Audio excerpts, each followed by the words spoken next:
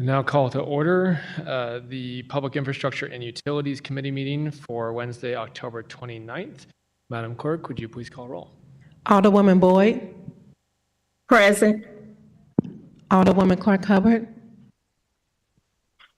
Vice Chair Schweitzer. Alderman Devotie. Present. Alderwoman Cox Antwi. Present. Chair Browning. Present. Alderwoman Clark Hubbard. Vice Chair Schweitzer. We have 4 present. We have a quorum. Thank you. With that, we'll move to approval of the minutes. I'll accept a motion to approve the minutes of Wednesday, October 15th, 2025. So moved. Second. That's moved by the Alderwoman of the 8th, seconded by the Alderwoman of the 13th. Madam Clerk, please call roll. Alderwoman Boyd. Aye. Alderwoman Clark Hubbard. Vice Chair Schweitzer. Alderman Devotie. Aye. Alderwoman Cox Antwi. Aye. Chair Browning. Aye. Alderwoman Clark Hubbard. Vice Chair Schweitzer. We have 4 aye votes. Thank you. With that, we'll move to board bills for review. We have 3 board bills here by Alderwoman Sagne. I think she's on her way, so I think we're going to go ahead and move to Board Bill 89.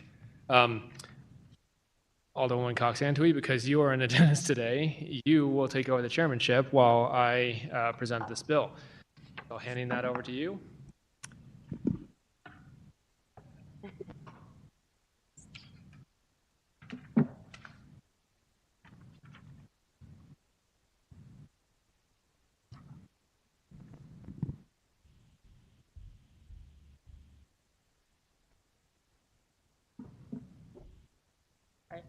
Alderman Browning, you are recognized. All right, Alderman Browning, you are recognized to introduce Board Bill 89. Thank you, Alderwoman. Madam Clerk, would you please read the description of Board Bill 89? Board Bill 89, introduced by Alderman Michael Browning, an ordinance recommended by the Board of Public Service of the City of St. Louis, establishing multiple public works and improvement projects for the Cass Avenue Multi-Model Corridor Transformation Phase 1, Traffic Management Enhancement Phase 9 on Skinker, McCausland, and the Christie Greenway Phase 2 within the City of St. Louis, the projects and containing an emergency clause. Thank you. So as you can tell from the description, this is a board bill that has come our way that is allocating funding and moving things around so that we can do 3 projects. I think it's 3 different projects around the city. And to speak on this more, I have our John Kohler from our Board of Public Service here to provide any more info and answer any questions you might have. So with that, John. Sure. Thank you, Alderman Browning. Good afternoon, members of the committee. Thanks for the opportunity to talk about these 3 capital improvement projects. They are all 3 associated with federal funding that's administered through our municipal planning organization, East-West Gateway Council of Governments. I'm going to briefly talk about each of the 3 projects and then open it up for any questions that you might have. The largest project involves the Cass Avenue Multimodal Corridor. This extends from Elliott on the west to Tucker near I-70 on the east. This is one of several commitments that the City of St. Louis made to fulfill the NGA relocation to North City. As many of you know, we've recently completed the Jefferson Corridor that runs north-south right past the NGA from I-64 to the Natural Bridge Corridor. This is the east-west promise on Cass. It'll connect from I-70 to the Jefferson, which is right adjacent to the NGA. But essentially, it's 1.25 miles along Cass, and it will provide access and multimodal transportation choices and connections to neighborhoods the intelligence agency, the NGA, different K-9 schools, many businesses and institutions along the route. We are looking at reducing the number of traffic lanes, integrating different traffic calming measures, all new lighting along the project, a dedicated shared use, multi-use path on the north side, all along the route. It will meet the needs of the people that live and work all along the corridor.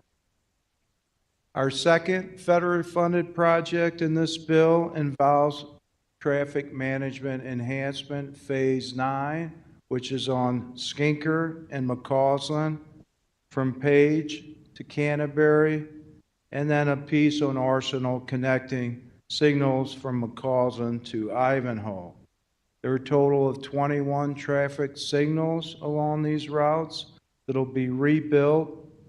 We'll incorporate traffic camera monitors and other equipment along about 5 miles on the Skinker-McCausland, and then that piece on Arsenal from McCausland to Ivanhoe. We'll also have fiber optic interconnection between the signals that provide system connectivity along the corridor and will tie into the city's transportation management center. And that interconnection will allow us to optimize signal timing and reduce emissions and improve air quality associated with that congestion mitigation project. We'll also, as a secondary benefit, upgrade curb ramps at every signalized intersection to provide access for people with disabilities. And there's a piece on the north end of this job between Enright and Page that will incorporate a lane reduction, new sidewalks, and accessibility with some of the intersections along that northern section. And then lastly is the Christie Greenway Phase 2. This is an extension of GRG's original Phase 1, which went from River de Pere to Holly Hills. The city is undertaking a Phase 2 to extend all along Christie from Holly Hills up to the new traffic signal that was just built under the ARPA-funded Kings Highway project. This is about 1 mile long. It will incorporate a raised, separated, multi-use path all along this section, crossing Gravois and other intersections along the route. And we are very excited about all 3 of these projects, and we recommend the Board of Public Service that this committee pass along through ordinance. Thank you, and I'm available for any questions. All right, and I think with that, we will open up for questions if there's any discussion, starting with Alderwoman Boyd. Alderwoman Boyd, do you have any questions? No, John was very detailed in giving us the information, so I appreciate it. And I'm fine. Thank you.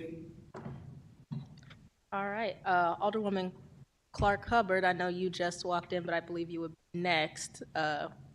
If you have any questions, or we can come back to you if you like a minute. I'm good because I was listening in. I was on earlier, so good to see you, John. I'm already signed on as a co-sponsor for this bill, but just for context for people that might be watching, can you give a little bit of background on how we get to these city capital projects, board capital projects like this? Sure, that's a great question. So these are very competitive grants that the 5 counties in Missouri metropolitan, St. Louis metropolitan area compete through our municipal planning organization, East West Gateway, for limited federal funding. And every year there's various pots of funding available. The Signal project was associated with CMAQ, or Congestion Mitigation Air Quality. The CAS project was related to surface transportation program funding. And then the last project, Christie, was associated with Transportation Alternative Program funding. We submit a very detailed application showing how we are addressing safety, how we're preserving the infrastructure, connecting to schools, and many different categories where we get points that East West Gateway uses to compare all the other region-wide applications. And every year, there's different funding amounts for each funding pot, and we do very well with our applications and the amount of money that we get on a region-wide basis based on our population. Thank you so much for that, and thank you for the work that you all helped us do on Skinker even prior to this project coming into play as it relates to safety, accessibility, and of course for our ADA, making sure that we're in compliance of that in those areas Skinker gets overlooked. I know we talked about this before because it is by being a major thoroughfare and being so wide and so many lanes, it becomes a speedway so many times. So the things that you all are doing, the things that you worked with the residents over there to get done, in the interim with the bump outs and the medians and everything that get done have really helped. And I look forward to bringing this to them as well as we continue on the work. So thank you for everything you all doing. Thank you very much. Alderman Devoti. Yes, John, it's always good to see you. You If you too. could give me some background, some education with respect to funding. Are these three projects funded in full by the feds? Does the city have any stake in these? So generally speaking, the max federal amounts that are tied to these projects are 80% and 20% locally provided funds.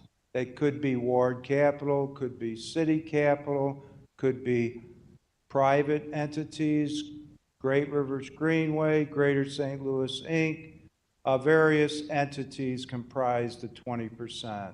In some cases, like CAS, which is a larger project, the city of St. Louis, as is the other 4 counties, are limited in the size of a project and the amount of federal money that we can receive for any one given project. And that cap is 15% of the available funding for that funding source for that given year. So in the CAS example, we're actually providing NGA bonds to support a larger share than the 20%. But generally speaking, 80-20. And then with respect to the 20, in these three projects, are the funds coming from ward capital, city capital, or something else? Can you educate us? So going back to CAS, the lion's share is coming from 2 sources, NGA bonds and city capital. And I believe 200,000 from the impacted aldermen. That was a late contribution that we have earmarked to help support on CAS. On traffic management enhancement, we anticipate, right now we've got funding for design. The way this board bill is written, for any of you that dug into it, there's a fiscal note associated with it, and in that note is identified future funding needs through what I anticipate is city capital for that project, year 2 and 3, I believe. And then lastly, the Christie, I anticipate that will predominantly be city capital. So John, when the folks at BPS are looking at these projects, how do you determine where city capital is going to be spent with respect to any given potential project? And before I answer that, just another comment on Christie and the funding source. The Transportation Alternative Program doesn't allow for paving. So in this case, the alderman, Alderwoman Ann Schweitzer, will likely fund the paving that's required to support this project, which is several hundreds of thousands of dollars. So there's other costs that complement the grant that's being awarded. So going back to your question on priorities, there are many factors that determine how we decide which are priority projects to submit. Many of them are associated with traffic crashes and fatalities, traffic volume, where does it make the most sense to spend city money on corridors? For example, sometimes the city has moved forward with studies that help inform the city as to what projects are thoroughly vetted or at least had some public engagement tied to it and some level of conceptual layout that helps elevate a project's priority, for example. But we look at a distribution on an equity basis, which projects should be considered for an entire city and not focus on any particular area. That's very important. But several factors as to which ones we pursue under which funding pot. Thank you, John. I appreciate it. You're welcome. Thank you. And thank you, John, for the detailed walkthrough and presentation today. I don't have many questions. I do appreciate the thoroughness of this bill. I was following exhibits, as you noted here, and as you talked about each of the 3 different projects. So I know a lot of work goes into these, and I appreciate that. The one question I do have for you, and I recognize these projects have very long time horizons, and you may not have the estimates, but if you could briefly walk through the anticipated duration of the projects for each of the 3, I think that will be helpful too to note for the public if they may be watching. That's a very good question, a very often misunderstood component of a federally funded project. And I've been doing this for the city for 21 years now, and I've got a good history of what it takes to process a federally funded project. And I'll start the clock ticking at the time that we submit an application to East West Gateway, which is usually in the February timeframe. And depending upon which funding source and what project type it is, generally speaking, it takes, on average, 5 to 7 years between the time that we submit an application to when the project's complete. If there's problems with rights-of-way or major bridge projects that are $20, $30 million, it could take longer. But generally speaking, it's in that 5 to 7. Could be 4, but that's a rarity, usually 5 to 6 or 7. Thank you very much for that clarification. If there are no further questions from the committee, Madam Clerk, do we have any public comment? We have none. If there are no further questions from the committee, Alderman Browning, you're recognized. Close. Thank you, and thank you to John. Really appreciate the thorough overview as well as the additional education on things happen. I'm very excited to be able to sponsor this. It's always good to be able to improve safety on our streets as well as accessibility, and I ask for your favorable consideration.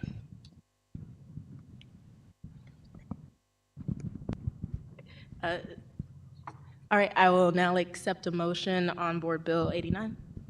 I move that we pass Board Bill 89 with a due pass recommendation. Is there a Second. All right, Madam Clerk, if you could please call the roll. Alderwoman Boyd, Aye. Alderwoman Clark Hubbard, Aye. Vice Chair Schweitzer, Alderman Devoti, Aye. Alderwoman Cox Entry, Aye. Chair Browning, Aye. Vice Chair Schweitzer. We have 5 aye votes. Thank you. Congratulations, Alderman. Thank you.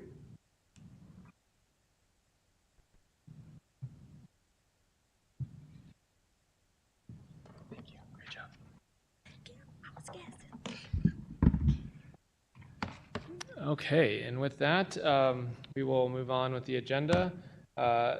Next, we have Board Bill 13, introduced by Alderwoman Oisha Sanye. Alderwoman, you are recognized on Board Bill 13. Thank you. Hello, members of the committee, chairman. Board Bill 13 is actually the first that I've done of its kind. Apparently, as alders, we have the ability to pass legislation that essentially makes certain parcels within our wards to not be public responsibility or city responsibility. And so on February 19th, 1981, we took a vote as the Board of Aldermen to do that, to remove that from city responsibility, which essentially takes away surface responsibility. The way that impacts residents is it means that that portion is not eligible for certain public services such as like paving or requesting for potholes to be fixed or whatever other kind of pedestrian, equestrian types of things should happen on that parcel. Unfortunately, I do not have context of why we did that on February 19th. I was born in 95 and I'm here before you today in 2025, but it has come up from residents enough, especially as we get into capital planning and looking at, their ability to call and request certain services, that it's been a barrier. So I'm hoping with you all's vote today to restore it to being a city's responsibility. Thank you. And with that, unless you have any speakers, we'll go to questions. We'll start with the most senior of our members, Alderwoman Boyd. Thank you, Alderwoman Sanye. I just want to ask a question. So explain what this is you're doing. So in February 19th, 1981, we passed legislation here that took away the parts that are outlined in the bill, which is basically St. Vincent and Park Avenue on the 2700 block. It took away the city's responsibility for caring for it. And so that meant that it was their residents have to privately care for it. So they can't request paving, they can't request potholes to be fixed here or other public services because it's technically not the city's responsibility. This came to my attention because I got calls from constituents who were saying that they weren't getting certain services and weren't sure why. And so after banging my head on the wall for a while, did some digging, talked to the streets department, talked to some city departments, and learned that it was because it was officially not a part of the city's responsibility. So in order for certain services or like for me to request paving there and other things, we would have to readopt it via the bill that's in front of you all. So was it an organization that created that to be a private entity? Because that's what it sounded like. I could not find any record. I talked to residents, some of which who've been there for quite a long time, including the specific resident who gave me a call and reached out is actually a woman who's been in her home for over 20 years, but we couldn't find any record or information as to kind of why this decision was made back then. No one that I talked to kind of within departments could really remember. It is a bill that was filed by the alderperson at that time and voted on by our board, but I am not sure what the purpose of that was. Okay, that's weird. Okay, thank you. Thank you.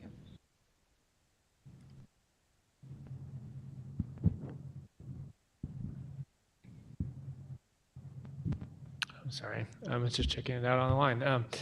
Alderwoman Clark Hubbard, No questions, thank you. Alderman Devoti, No questions. Alderwoman Cox Antwi. No questions. I also don't have any questions. It looks like maybe it could have been a development or something that wanted it vacated, but that's no longer applicable. And it otherwise looks like a very publicly accessible alley. So it would make sense that we'd want the city services to resume there, including maybe even paving someday. So I don't have any questions and happy to support this. Do we have any public comment? We have none. Okay, with that, Alderwoman, you're recognized to close. Well, thank you all for having me before you all today. I'm always very interested at the things we have the authority to do. and why and what might have happened. I really am curious what happened here. This is an active neighborhood. So it could have been at that time, maybe there was like a proposed development project. There also used to kind of be some housing associations that used to exist. So I couldn't figure it out, but I'm glad that we're going to be solving it today. And I look forward to calling a constituent who called me and letting her know, hey, we passed out a committee today and we'll be perfecting you. Excellent. With that, I'll accept a motion for a do pass recommendation for Board Bill 13. I move that we pass Board Bill 13 with a due pass recommendation. Second. It's moved by the Alderwoman from the 10th, seconded by the Alderwoman from the 8th. Madam Clerk, please call roll. Alderwoman Boyd, Aye. Alderwoman I'm Clark trying to- Hubbard, Yeah.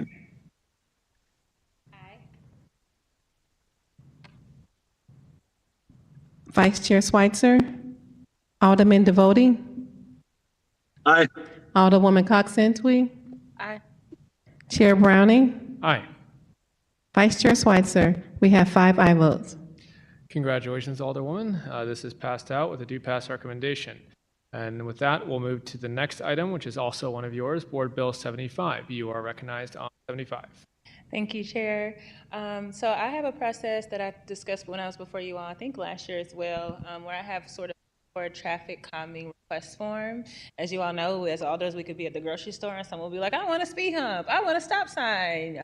You're at, National Night Out and it comes up. So I have a form where I kind of track requests and track them by neighborhood. A lot of my constituents, you never want a certain neighborhood to feel like you have a favorite or to not have a clear process. So it allows me to track it and also look at overlapping requests. And then I take all of what has been requested, work with the departments to figure out what makes sense where. And so this stop sign that I'm asking for to be placed on Virginia in Cherokee is to turn it into a 4-way stop sign here. I think we all know kind of what the purpose of stop signs, but to make it a 4-stop intersection, it just gets a lot of active traffic, a lot of folks going really fast. And so I think it does need to be turned into a 4-way to mitigate some of the issues, including not that long ago, just a child on a bike that had a really close encounter, which caused a lot of residents to start to, reach out and ask about what could be done. Excellent. We'll go through the committee and see if anyone has any questions. Alderwoman Boyd? Yes, Alderwoman Sonia, is this a busy intersection? It is like fairly busy depending on where it is. I think a lot of the issue is that it's not far from like a school and also a senior citizen area. And so it has very busy times where folks who move a little bit slower go, and drivers in the city of St. Louis, it shows that we don't have driver's education often when we're on our streets. So it's not busy at all times, but it has certain times that are very busy specifically at that intersection and has just been really close to an issue. So I'm hoping before we even have an issue, we can turn to a 4-way stop sign to encourage folks to slow it down and stop. Okay, too bad we don't have humongous stop signs. Maybe they'll see that. Right. Thank you. Alderwoman Clark Hubbard? No questions, thank you. Alderman Devoti? No questions. Alderwoman Cox Santwy? No questions, but Alderwoman, you and I share Cherokee Street, so I just want to add to the record that I think this intersection is very busy and it's a high residential access point. So I think this decision makes a lot of sense and I'm happy to support it. Thank you.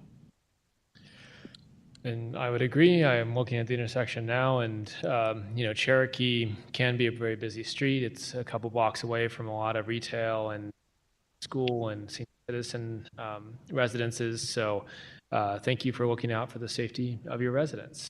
With that, do we have any public comment? We have none. Okay. With that, Alderwoman, you're recognized to close. Here's to a safer Cherokee Street and safer streets for all of us, and to people seeing the stop sign and actually stopping. All right, with that, I'll accept a do pass recommendation or a motion to pass Board Bill 75 with the do pass recommendation. So moved. Moved. Do I hear a second? Second. Okay, moved by the Alderwoman from the 13th, seconded by the Alderwoman from the 8th. Is there a call for previous roll? Previous row. Previous roll from the Alderwoman from the 10th. Hearing no objection, congratulations, Alderwoman. And with that, we'll move to the last of your three bills, Board Bill 85. You are recognized. Thank you. I feel like I'm you guys' special honored guest today for this committee. This bill is for speed humps, something we're all familiar with. It is 19 speed humps just kind of placed in various neighborhoods throughout our area. Like I hinted to earlier, I have a process where people kind of go about requesting. And so for this year, I'm hoping to focus. Obviously, speed humps are needed and also some paving, but this is to go ahead and get the speed hump process started. Most of these requests all came from residents themselves. They've been verified with the department already that they're ready, and a few of them have also just been streets that have seen kind of, I try to look at fatality and incident data and keep that in mind when we're putting these in place. So some of these streets are ones where you regularly get people just speeding down them like crazy and cars hit as they drive by or other instances. So we're hoping that this can help with that throughout the ward. Great. And with that, we'll see if the committee has any questions. Alderwoman Boyd. No questions. Alderwoman Clark Hubbard. No questions, thank you. Alderman Devoti. No questions. Alderwoman Cox Antwi. No questions. I also do not have any questions, and you are, well, is there any public comment? We have none. Okay, you recognize to close. Thank you all for having me before you today. Here's to more speed humps in the 7th, and one day maybe a citywide holistic traffic planning plan. Excellent. With that, I'll accept a recommendation to pass Board Bill 85 out of committee with a do pass recommendation. I move that we pass Board Bill 85 with the due pass recommendation. Second, Second. previous roll. Moved by the Alderman from the 10th, seconded by the Alderman from the 8th, and a call for previous roll. Hearing no objection, congratulations, Alderwoman. Thank you. Who called for previous row? Alderman from the 8th. And with that, we will move on with the agenda. We do not have any resolutions for review today. We don't have any committee discussions on the agenda. Has there been any written testimony, Madam Clerk? We have none. With that, does any member have any announcements? With that, I'll announce if you are interested in how the money for tornado relief is being spent, we do have a budget committee hearing tonight at 6 p.m. in this very room and online. So if you would like an update on that, that will be a good chance to hear the progress we are making. And with that, I will excuse Alderwoman from the 1st for necessary absence. And with that, I'll accept a motion to adjourn. So moved. Moved by the Alderman from the 8th, seconded from the Alderman from the 10th. Call previous roll. Previous roll. We are adjourned.